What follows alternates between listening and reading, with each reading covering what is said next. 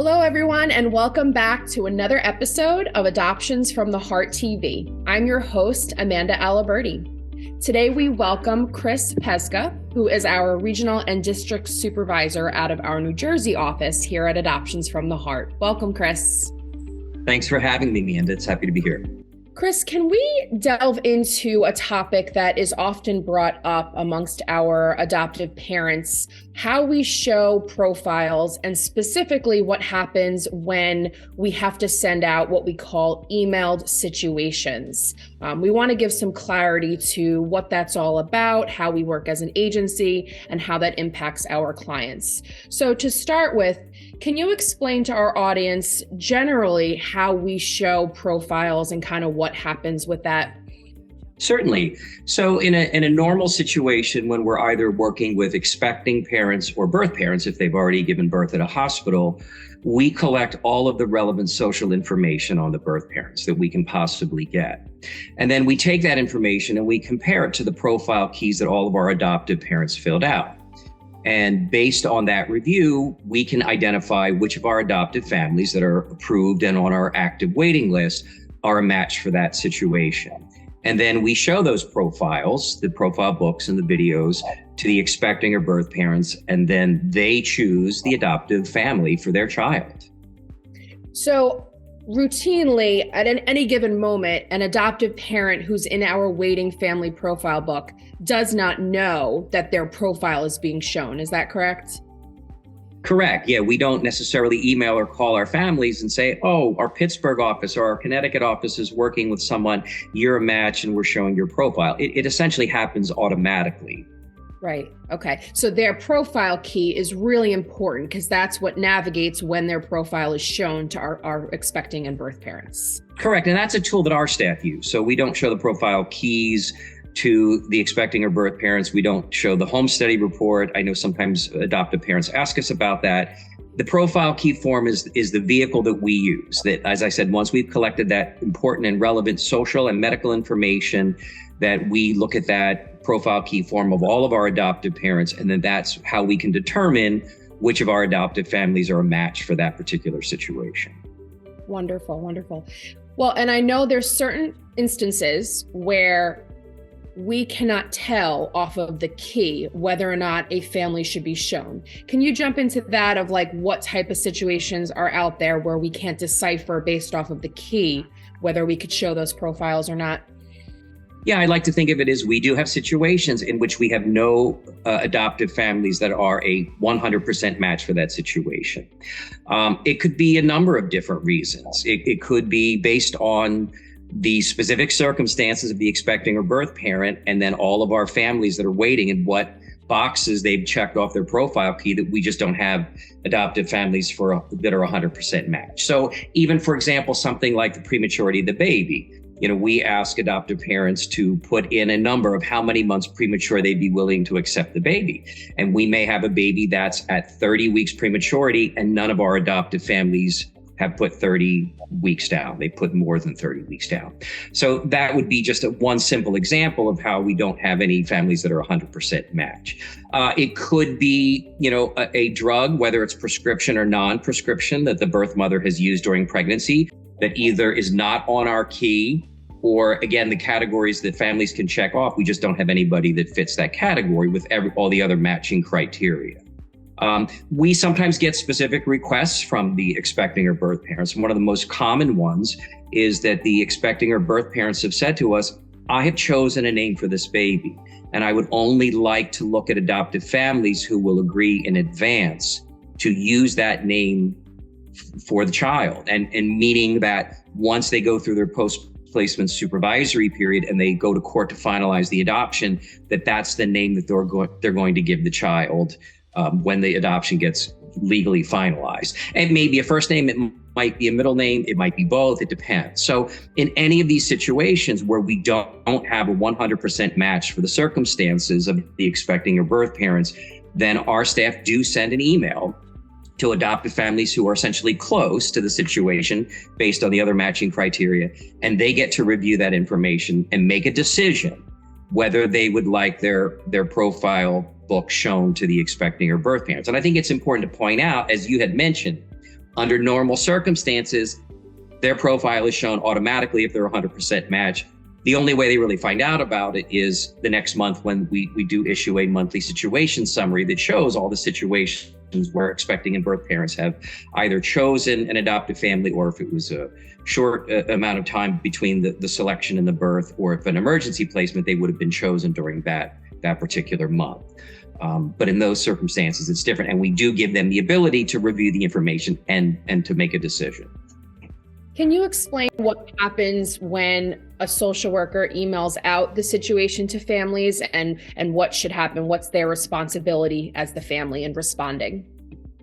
Yeah, so we do have an outline for that email situation, and we try to capture some relevant information about the expecting or birth mother, the birth father, if the baby's already been born, what information we know about the baby, if it's an expecting parent who's still pregnant, if we have any prenatal information, we certainly share that. There are times where we actually have medical records, either on the birth mother or the baby.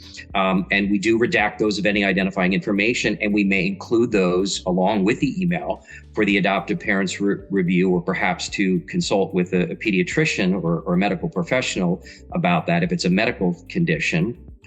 And, sort of the reasons why they're selecting adoption, and then really sort of a summation of what are the issues that essentially are not a match for either some or most of our adoptive families. We also do give the adoptive parents a deadline of when they have to make their decision and respond. In some circumstances, they get more time, especially if it's a situation where the expecting parent is still pregnant, the baby has not been born. So they may have more time to research the issue, to discuss the issue if they're a couple, or if they're a single parent, to discuss it with their support people in their lives. Maybe consult with a medical professional, again, if it's a medical situation or a drug, or again, whether it's prescription or non-prescription. In an emergency placement situation, there may not be a lot of time given, and the deadline might be as short as a few hours, honestly. That has happened. Sometimes it's later in the afternoon, evening, and we ask for a decision by the following morning. So I think that's one of the things that families have to realize. The other thing I'll mention is that there are certain questions or areas on our profile key form that we like to call consider questions. So for example, one is, would you consider an expecting or birth mother who has had 8 or more drinks of alcohol per week? We'll have that specific information in terms of what is either being reported in that kind of a case. But in those situations, because it is a consider question, we do have to pose that to adoptive families that are essentially a match for everything else, and then they get to consider that specific detailed information and make a decision.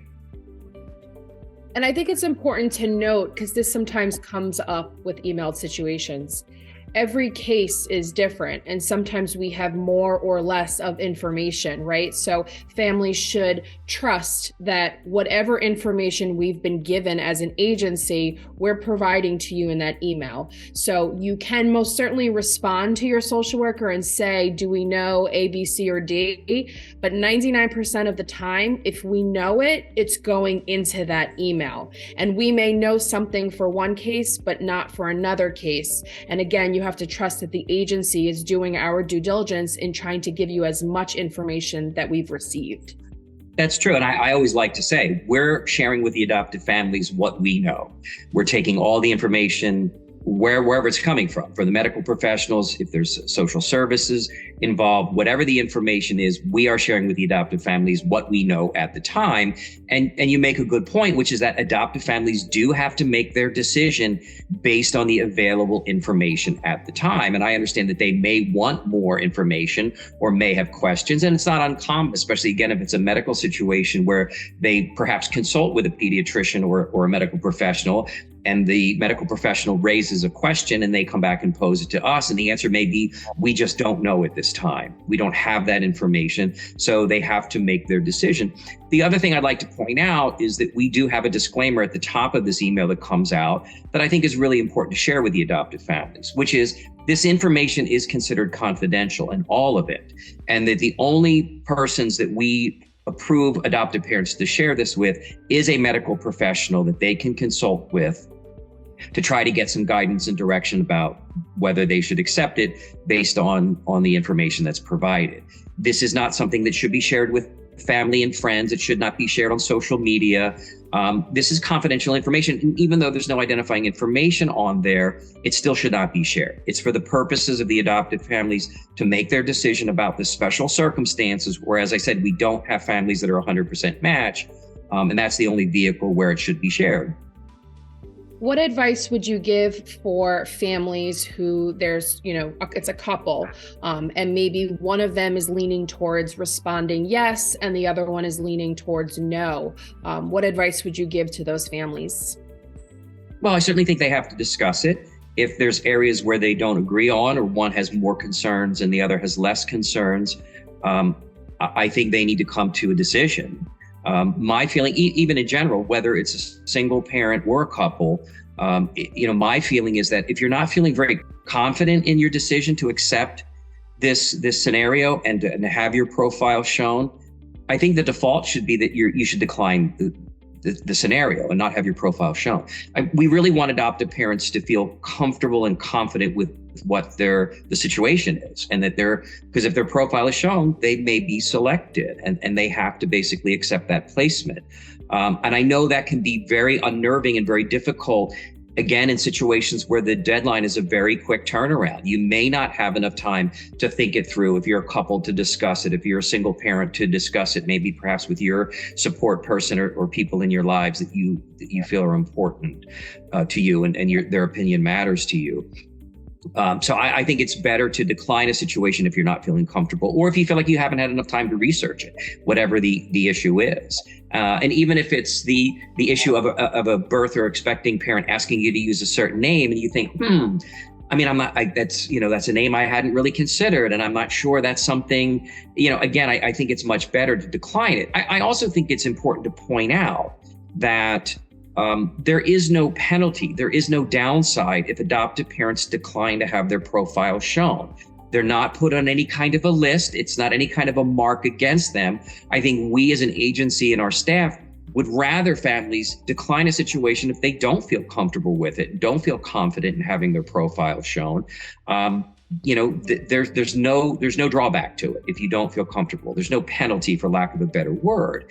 I think it's also important to point out that there's really no way that we can predict the frequency of when these emailed situations are going to be sent out. I've talked to some adoptive parents who said, boy, when I first went in the books and was on the active waiting list, I got these like every 2 weeks for the first 3 or 4 months. And then I didn't get them for another 6 months. Like what happened? Why am I not being sent these anymore? The truth is we just may not have any scenarios where we don't have 100% matches, or you're a family that's not close to that situation. That's the reason why you're not getting the emails. So I can see how people might wonder about that, but they're sent when we have those situations, and we can never predict the frequency or how often they're going to happen. Chris, we definitely stress the importance of making sure our adoptive families are confident and comfortable in responding yes to these situations. Can you explain the other side of why it's so important, and the ramifications of what could happen for a potential placement when an adoptive family ends up not truly being comfortable and pulls out, and how that can affect a birth parent and their decision-making with adoption? Well, absolutely, because we tell all of our expecting and birth parents that, the families that we're showing you in a normal circumstance are 100% match for your situation. And then in a case like this, where we don't have 100% matches, we let them know that the families that we've sent the situation to, they've agreed to this. And just how not only disappointing, but almost devastating it can be when an expecting or birth parent chooses an adoptive family and then shortly thereafter says, oh, we've changed our minds, we're not really comfortable with the situation. Our agency policy is that either if you're 100% match for a situation and you decline that situation, that you're removed from the program. And the same applies in an emailed situation. You are given this information, you're given the ability to make a decision as to whether or not you'd like your profile shown. If you say yes and you're selected, you really don't have the ability then to change your mind and back out of the situation, unless information significantly changes and we find out more information that we didn't know at the time that you agreed. Yeah. My final discussion point that I want to touch on, in your experience with families, how have these emailed situations affected families? Do you find that they are enjoying them? Is it overwhelming? What do these consider situations do for families? I think it's a little bit of both, at least the feedback that I've received. One of the things that I'd also like to add before I continue on with answering your question is, if you are a couple and you're sent these situations, we do require that both members of the couple email us back individually, because we do need to hear from both. And there was a situation a number of years ago where one member of the couple said yes, we showed their profile, they were selected, and then the other member of the couple said, oh, I didn't agree to that. Or, so we do have that in place. And that's one of our procedures, that you both do have to email us back separately if you're a couple to say, yes, I'm agreeing to have my profile shown. I think for some adoptive families, getting these email situations just gives them more information about what's happening in the agency and the expecting and birth parents they're working with. I think it makes them feel connected and engaged with the agency, which is also what's hard then if you don't get an email situation for a number of months or for a period of time. But I also understand, if you agree to have your profile shown and then you discover that you've not been selected, then that can certainly be disappointing. So I think there's a bit of a roller coaster of emotions that goes along with these scenarios, that it's certainly a little bit exciting and encouraging when you're presented the situation. And I think even if you decline it, if you don't feel comfortable, again, it's information sharing. It's giving you a sense of, in real time, what's happening with the expecting and birth parents we're working with. But I certainly can appreciate that if you get a number of these scenarios, you agree to have your profile shown, and then you're not selected, it can certainly be disheartening, if not very, disappointing. Yeah, I think I would completely agree. I think at times the families can enjoy it because they feel like they're engaged. They feel like they know what's going on. They feel like they have a little bit more control. But then it can be very, very overwhelming to continuously feel that disappointment. And that disappointment's happening in that moment.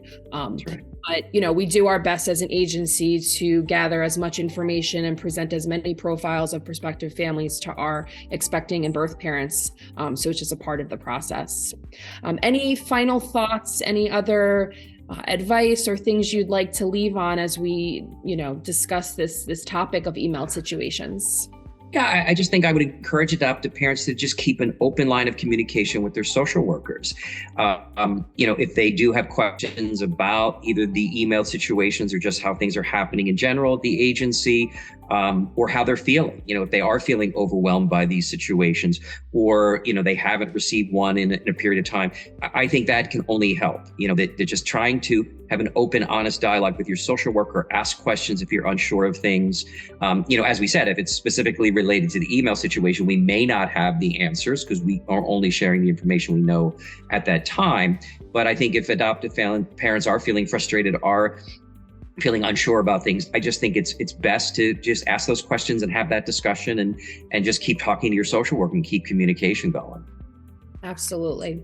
Well, thank you, Chris. We appreciate your time. Hopefully we were able to clarify a little bit more about what emailed situations are, and kind of touch on how profiles are shown within our program. Thank you so much to our audience. Please continue to tune in, and we hope to see you all soon.